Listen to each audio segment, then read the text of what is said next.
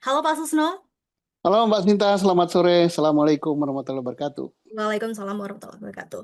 Oke Pak Susno, terkait penetapan tersangka ini, bagaimana Bapak melihat langkah Polda Metro Jaya ini menetapkan Roy Suryo, Rismon, dan juga Dr. Tifa sebagai tersangka dalam kasus tudingan dugaan ijazah palsu Jokowi ini, Pak?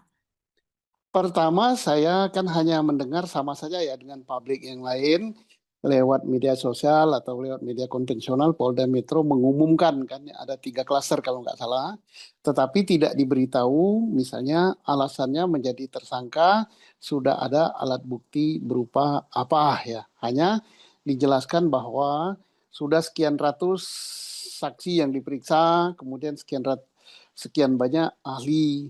Mestinya itu bukanlah menjadi apa namanya menjadi patokan yaitu menentukan bahwa suatu perkara itu cukup bukti atau tidak. Karena kewenangan untuk menentukan suatu tindak pidana cukup bukti atau tidak untuk ditingkatkan menjadi dari penyelidikan menjadi penyidikan, apalagi untuk menentukan beberapa orang atau seorang menjadi tersangka itu full kewenangan daripada penyidik Polri, bukan ditentukan oleh banyaknya ahli yang diperiksa, bukan ditentukan oleh banyaknya saksi yang diperiksa.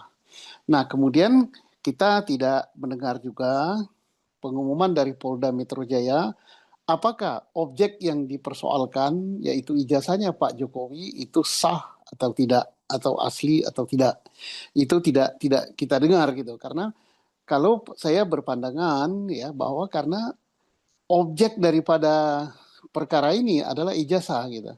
Untuk dapat menentukan apakah mereka yang tergolong dalam sekian klaster menjadi tersangka itu terbukti melakukan pelanggaran Undang-Undang ITE atau terbukti mencemarkan nama baik seseorang, itu harus dibuktikan dulu objek yang dipersoalkan. Yang dipersoalkan adalah ijazah.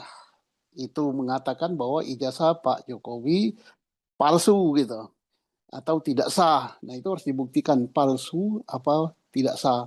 Ya syukur-syukur kalau Polda Metro Jaya sudah membuktikan bahwa ijazah itu asli. Nah, persoalannya adalah apakah untuk menentukan ijazah itu palsu atau asli adalah kewenangan dari Polda Metro Jaya. Karena apa? Karena ada dua pihak yang berbeda pendapat, yaitu Pak Jokowi bersama UGM mengatakan itu asli.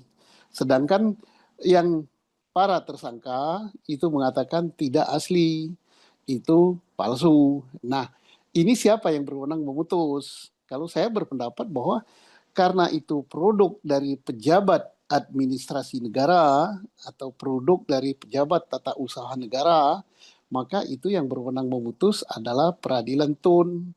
Jadi bawa ke Mahkamah Peradilan Tun yang akan menentukan apakah produk dari pejabat tun berupa ijazah yang dipegang Pak Jokowi itu asli atau tidak. Kalau itu tidak